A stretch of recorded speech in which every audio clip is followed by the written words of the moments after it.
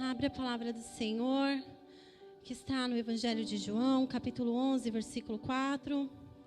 Enquanto você vai abrindo, eu já agradeço ao Senhor por essa oportunidade, aos pastores, e que eu diminua e o Senhor cresça, amém? Evangelho de João, capítulo 11, versículo 4. Está escrito: E Jesus, ouvindo isso, disse: Esta enfermidade não é para a morte, mas para a glória de Deus, para que o Filho de Deus seja glorificado por ela. Podeis assentar? Amém? Se eu me atrapalhar um pouquinho, os irmãos da glória, viu? Porque o cansaço, né? Aí corre atrás de criança e briga aqui, fala ali. A gente tagarela o dia inteiro, não é fácil. Mas estamos na dispensação do Senhor.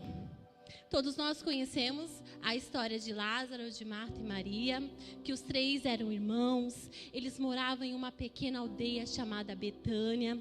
E a palavra do Senhor fala que Lázaro ficou enfermo. Aí Lázaro ficou muito enfermo e Marta e Maria já mandaram um recado para Jesus, dizendo: mestre, está enfermo aquele quem tu amas. Aí o Senhor recebe este recado e já libera uma palavra profética a respeito da enfermidade de Lázaro, dizendo: essa enfermidade não é mas para a glória de Deus, para que o Filho de Deus seja glorificado por ela. Quando Jesus diz: essa enfermidade não é para a morte, subtende-se então que não vai piorar. Né? A enfermidade não é para a morte, não vai haver piora, vai haver melhora, ou seja, vai melhorar, né? Não é para a morte, não é para a vergonha, não é para a desgraça, não é para a humilhação. E o propósito é qual? É para a glória de Deus e para que o Filho de Deus seja glorificado por ela. Esse era o propósito de Deus a respeito da enfermidade de Lázaro, manifestar a glória dele abertamente, manifestar o poder dele abertamente. Só que Lázaro morreu. E meditando essa palavra eu falei: Senhor, quantas vezes o Senhor nos libera uma palavra profética, uma palavra de cura, uma palavra de salvação, e a gente crê com tanta força, sabe? Porque ele diz que não é para a morte, aí ele diz que não vai passar humilhação, não vai passar vergonha, mas quando a gente vê, parece que o problema aumentou, parece que a situação agravou-se mais.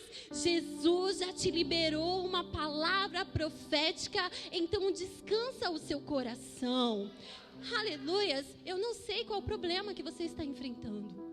Não sei qual é a gravidade do problema que você está enfrentando. Mas o Senhor já te liberou uma palavra profética antes mesmo desse problema agravar-se.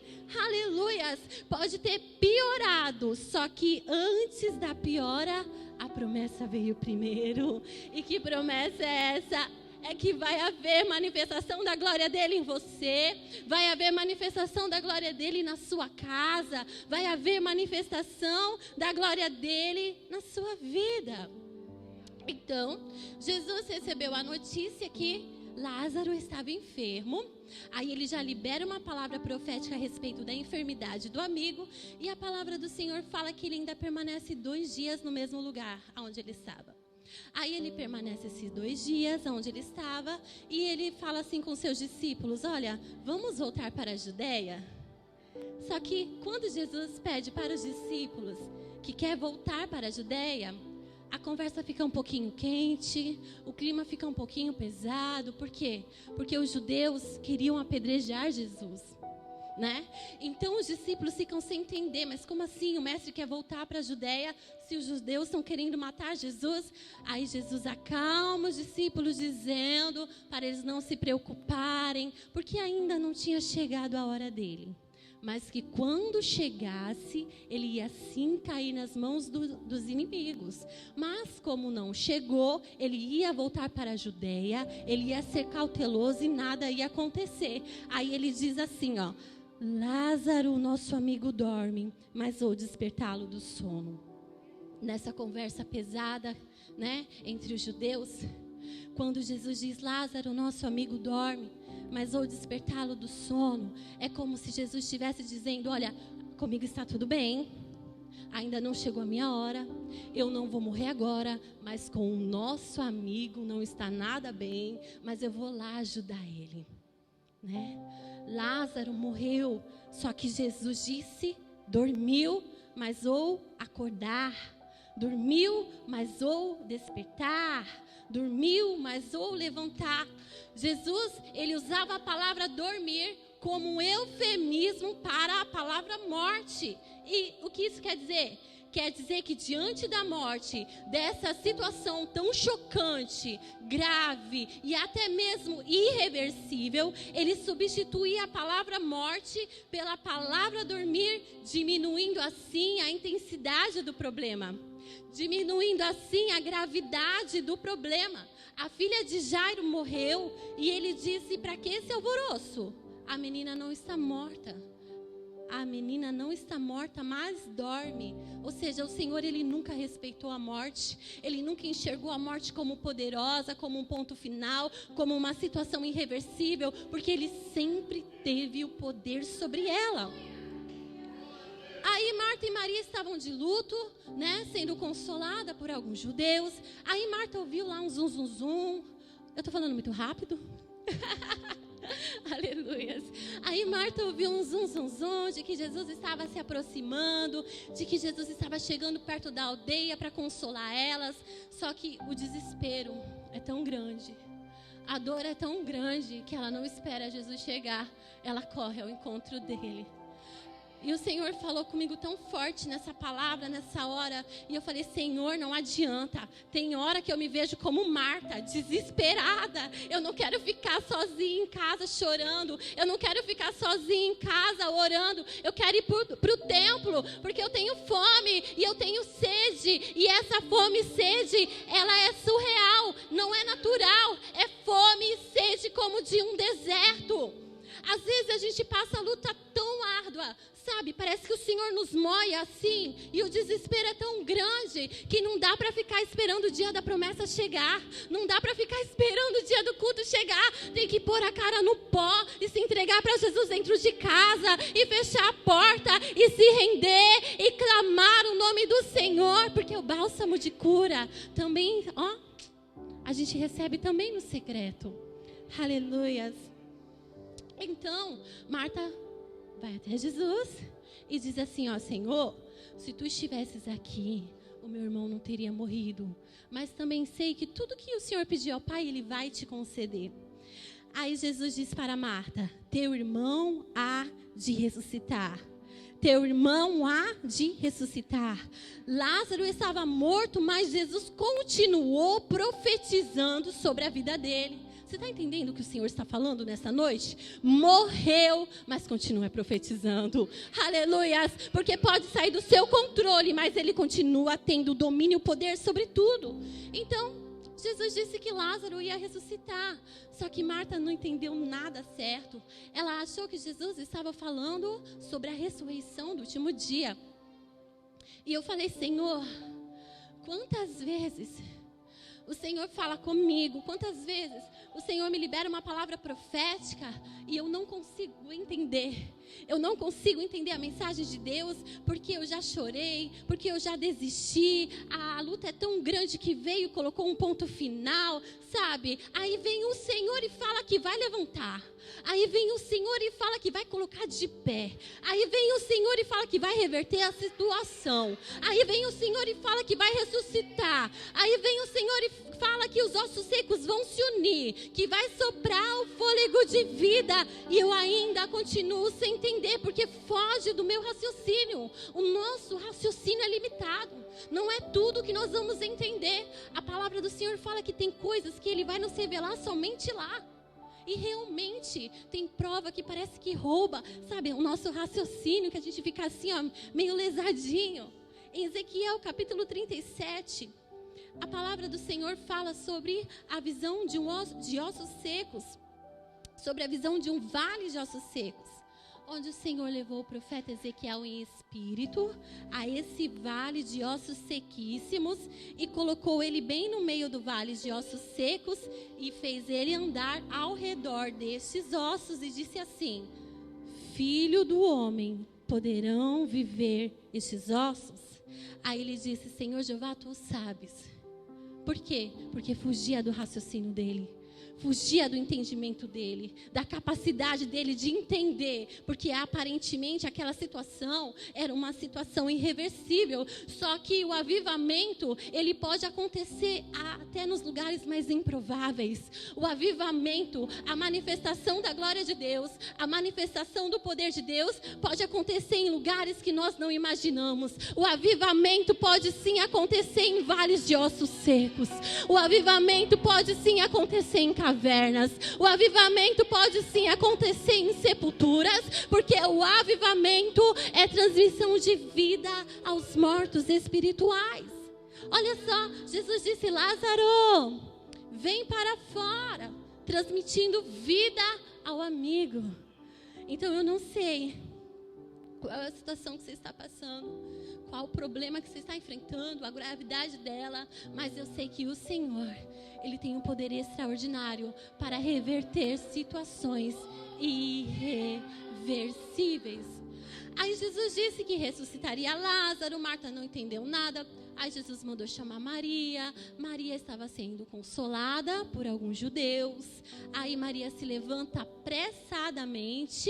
E os judeus que estavam consolando ela também acompanham ela, achando que ela ia ao sepulcro chorar. Ou seja, chorou o dia todo dentro de casa. Agora vai derramar a dor dela lá em frente àquele sepulcro, em frente àquela caverna.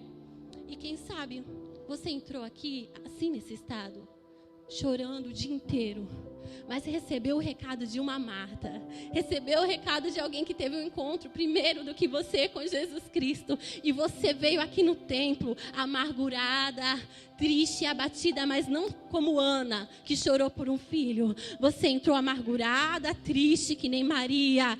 Está triste, depressiva, mas continua adorando, continua se rendendo. E essa palavra é resposta do Senhor para a sua vida. Essa palavra é manifestação da glória dEle em você, dentro de você e na vida do Lázaro que está morto e você tem carregado. Aleluias! Aí Maria diz assim: Senhor, se tu estivesses aqui, meu irmão teria morrido. Tanto a Marta quanto a Maria, ambas sabiam que Lázaro morreu porque Jesus Cristo não estava em casa. E na ausência de Cristo, a enfermidade é grave, leva à morte, a crise piora, o relacionamento piora com os filhos, com o marido, a comunhão piora, até chegar ao ponto de apodrecer. Só que Jesus não estava lá quando Lázaro morreu, mas quando ele chega, ele resolve aquela situação. Ele ajuda o amigo, ele levanta o amigo. A palavra do Senhor fala que Jesus viu Maria chorar, os judeus que vinham com ela chorando também, e moveu-se muito em espírito e perturbou-se. E no versículo 35 está escrito: Jesus chorou. Os judeus, eles acreditavam que quanto mais dramático, mais escandaloso fosse o pranto, maior era o tributo ao falecido. Então, tinha muitos judeus ali que estavam chorando desesperadamente, mas forçando o choro, forçando o desespero. E no meio, desse alvoroço todo, a palavra fala que o Senhor Jesus chorou. Mas ele chorou não escandalosamente. Do rosto dele verteu lágrimas. Ele chorou com lágrimas. Ele chorou em silêncio. E o Senhor falava assim para mim: filha, você quer reconhecer quem é de verdade com você? Quem é de verdade sofre em silêncio com você, sofre quietinho com você. Agora quem é de mentira fica forçando para gostar de você, fica forçando para andar com você. Quem é de mentira sai para todo mundo contando a sua luta, contando a sua dor, contando a sua vergonha, contando o seu desespero e ainda causando mais escândalo para envergonhar o nome do Senhor. Só que enquanto tem gente que força para estar do seu lado, que finge se importar com a sua dor, que finge sentir a dor que você está sentindo, tem alguém que chora com você. E Ele chora por você. E com gemidos inexprimíveis. Aleluias. Aí no versículo 38 está escrito: Jesus, pois, movendo-se outra vez muito em si mesmo. Jesus, ele comoveu-se profundamente mais uma vez, excessivamente sensibilizado pela morte do amigo mais uma vez. Porque o Espírito Santo de Deus, ele é extremamente sensível, né? A palavra do Senhor fala que a gente pede e não recebe porque a gente pede mal, né? E quantas vezes eu passei luta e eu falei: Senhor, eu não sei orar a respeito dessa situação, tem misericórdia de mim. Espírito Santo, ora ao Pai adequadamente, ora ao Pai por mim como convém, para que esse meu momento de oração seja proveitoso. E o Espírito Santo de Deus, o Senhor, teve compaixão de mim, porque Ele é profundamente, excessivamente sensível. Então, se você está passando por uma luta muito árdua, que nem diz o pastor aqui, por um big problema, aleluias, saiba que o Senhor, Ele é poderoso, Ele tem compaixão, Ele é piedoso, e Ele não vai desprezar você. Ele não despreza a nossa dor, porque nós não temos sabedoria para orar. Ele não vai desprezar o nosso sofrimento, porque nós não tivemos entendimento da palavra profética que Ele já nos liberou. Porque Ele nos libera a palavra profética que vai curar, que vai salvar, que vai transformar. Aí a gente não entende e continua sofrendo, mas Ele não se desfaz da gente. Ele continua do nosso lado, chorando conosco, intercedendo ao Pai a respeito da nossa dor. Então Jesus se importa com a sua dor. Ele sabe que o que você perdeu tem valor. Ele sabe que tem valor para você.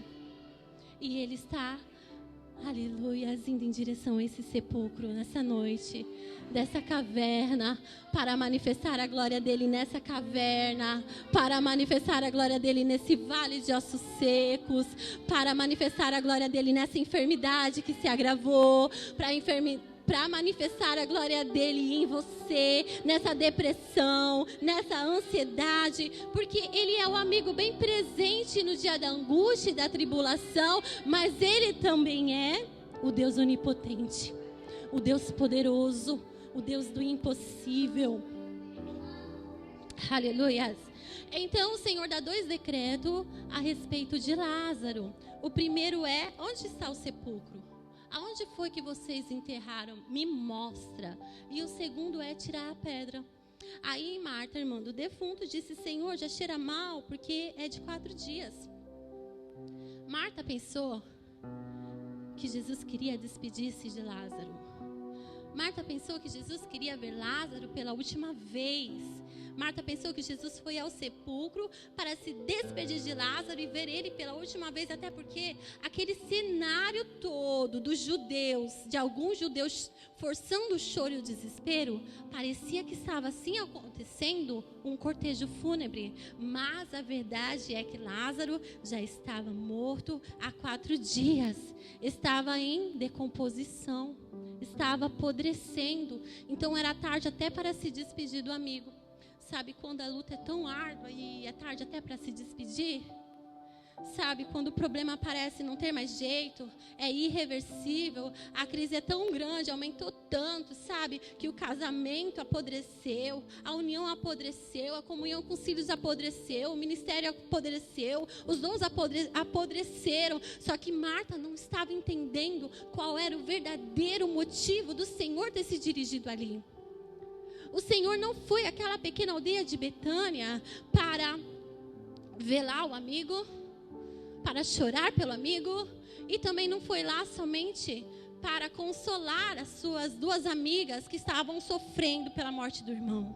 Jesus se dirigiu lá para ressuscitar o amigo, para levantar o amigo, para erguer o amigo, porque morreu, mas era amigo. Cheirava mal, mas era amigo. Estava em decomposição, apodrecendo, mas era amigo. Então Jesus foi lá ajudar. E hoje não é noite de despedida. O Senhor fala ao meu coração, não é noite de romper com o morto. Não é noite de se despedir. Não é noite de separação. Porque é noite de ressurreição. É noite da manifestação da glória de Deus. Porque Lázaro pode estar morto, mas é amigo. E ele vai ressuscitar. E ele vai ajudar. Aleluia. Só que Jesus diz, Lázaro, vem para fora. E para Lázaro vir para fora, ele precisava se pôr de pé.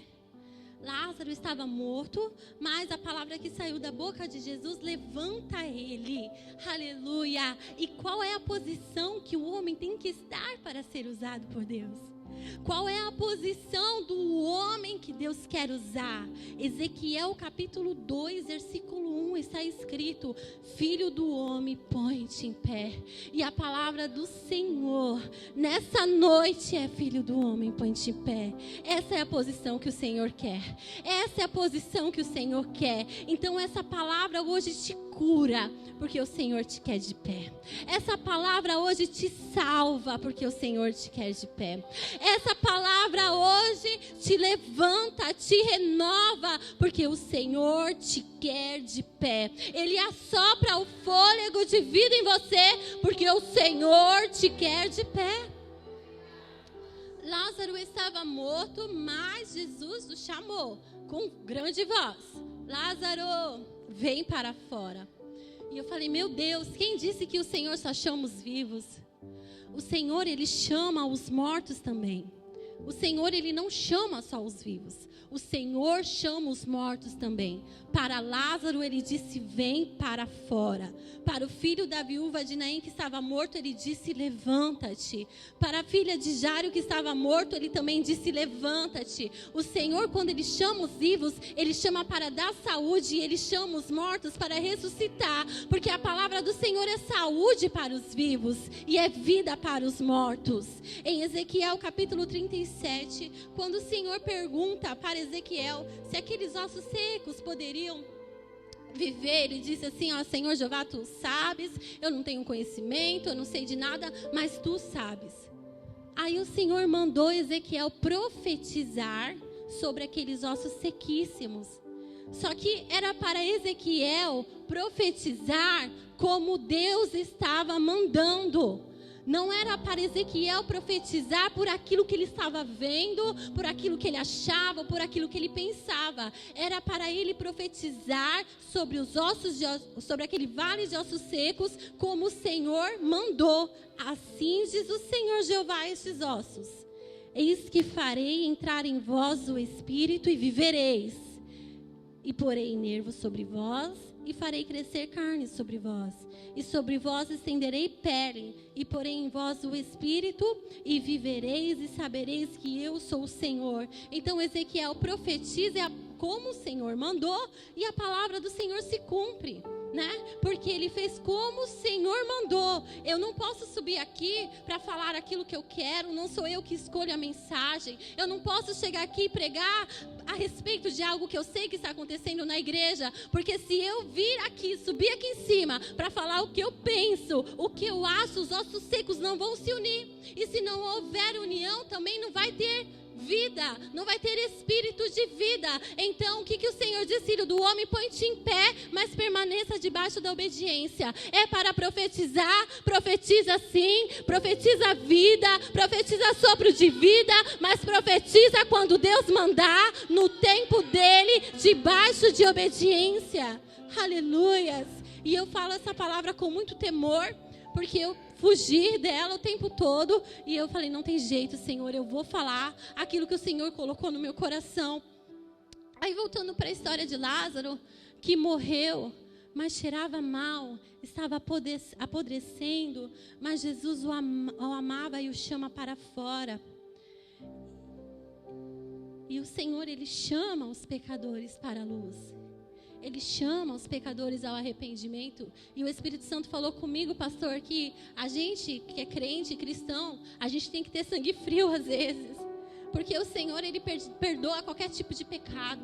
houve arrependimento, Ele vai perdoar os pecados mais nojentos que eu e você não aceita, mas Ele perdoa e a gente tem que engolir isso a seco. O Senhor falou comigo que às vezes nós temos que ter sangue frio.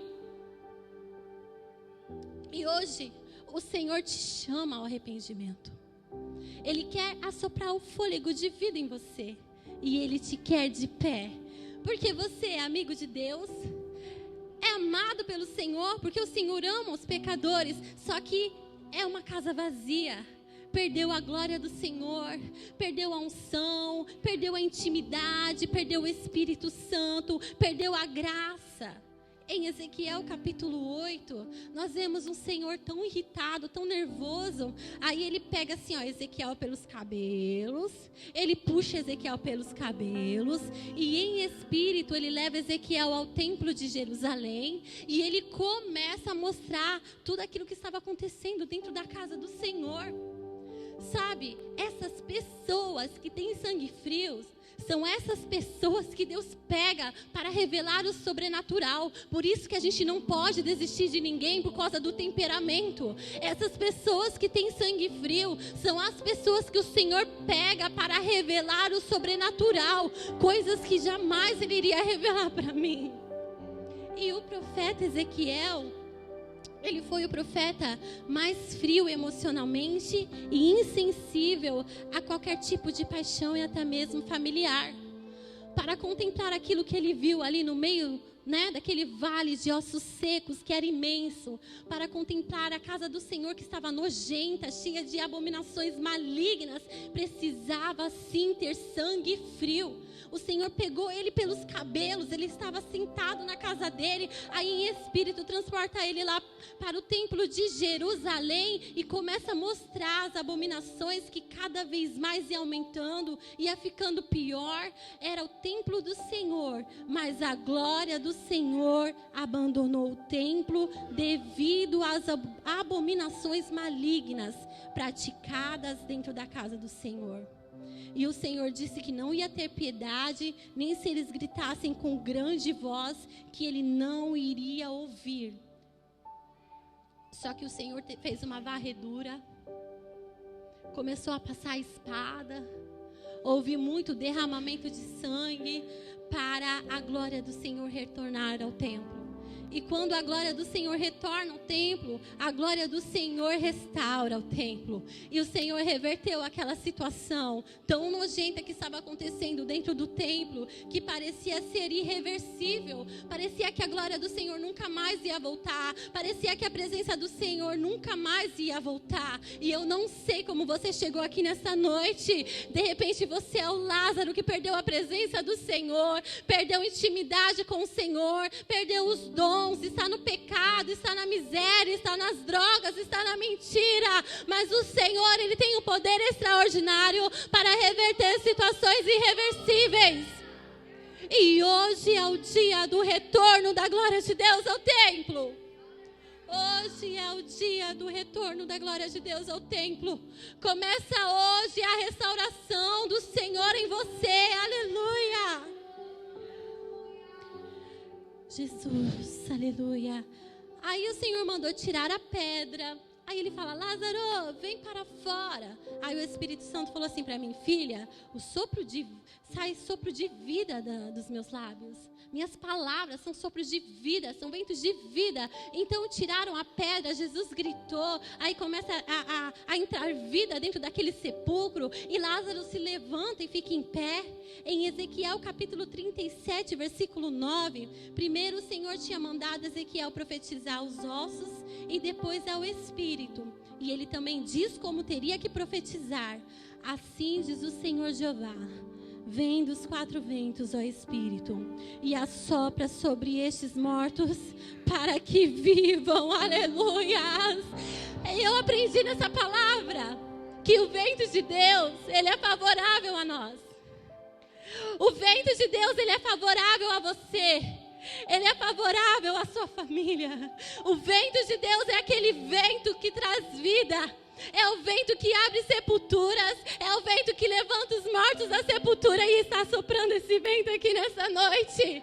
O vento de Deus é aquele vento que levanta. É aquele vento que põe de pé. É aquele vento que te restaura. É aquele vento que levanta o seu ministério. É aquele vento que restaura o seu casamento. É aquele vento que restaura a alegria que se perdeu. É aquele vento que restaura a saúde. É aquele vento que te restaura por completo. Aleluias! O vento de Deus é favorável à igreja. E de onde vem o vento de Deus? De onde vem a glória de Deus? Em Gênesis capítulo 2, versículo 8, Moisés escreveu que o jardim do Éden foi plantado por Deus da banda do Oriente. Em Êxodo 14, 21, Moisés escreveu que o vento que Deus soprou para abrir o Mar Vermelho foi um vento forte, foi um vento oriental. Então o vento de Deus, ele vem pelo caminho do Oriente. O vento de Deus, ele vem pelo caminho do Oriente. Ele é esse vento forte, ele é esse vento quente, ele é esse vento oriental. É aquele vento que vem do deserto, é aquele vento quente que vem abrindo passagem para o povo de Deus. É aquele vento quente que vem beneficiando o povo de Deus. É aquele vento favorável à vida, é o vento favorável à família, que nos impede de cair nas garras de Satanás, que nos impede de cair nas garras do inimigo. O vento de Deus vem pelo caminho do Oriente. É aquele vento que vem para nos dar livramento. E o Senhor falava assim comigo: filha, a igreja ainda vai passar por grande luta, vai passar por grandes provas, mas não se preocupa não, porque está vindo vento quente. Oh, aleluia! Está vindo um vento quente, um vento oriental, que vai nos arrancar de baixo e vai nos levar para cima. Está vindo um vento quente, um vento oriental, que vai nos tirar dessa perseguição, que vai nos impedir de passar pela grande tribulação e vai nos levar para a glória de Deus. Então, o vento de Deus, ele vem pelo caminho do Oriente. E a glória do Senhor também vem pelo caminho do Oriente. Ezequiel 43, versículo 2, por favor. E eis que a glória do Deus de Israel vinha do caminho do Oriente, e a sua voz era como a voz de muitas águas, e a terra resplandeceu por causa da sua glória. Versículo 4. E a glória do Senhor entrou no templo pelo caminho da porta cuja face está para o lado do Oriente. Jesus Cristo, Ele é o Oriente do alto.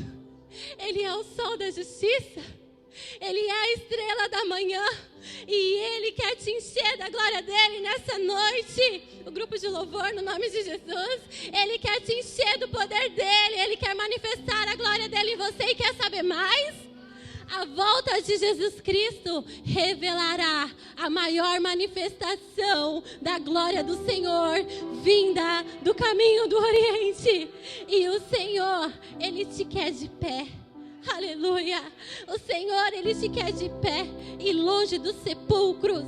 Vamos ficar em pé, igreja, no nome de Jesus, depois dessa palavra de vida. Aleluia! O Senhor te quer de pé e longe dos sepulcros.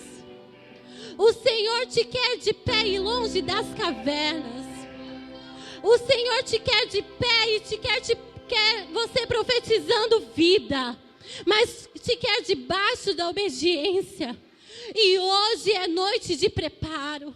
Hoje é noite de santificar mais, porque o noivo está vindo. E quando soar a trombeta, não vai dar tempo de preparar-se. E está vindo um vento quente. Está vindo um vento oriental. Está vindo um vento quente arrebatar a igreja, para levantar a igreja e tirar aqui desse mundo. E nós precisamos nos santificar. Nós precisamos nos santificar. Mateus 24, 27. Jesus afirma: Assim como o relâmpago sai do Oriente e se mostra até o Ocidente, assim será também a vinda do Filho do Homem. Aleluia!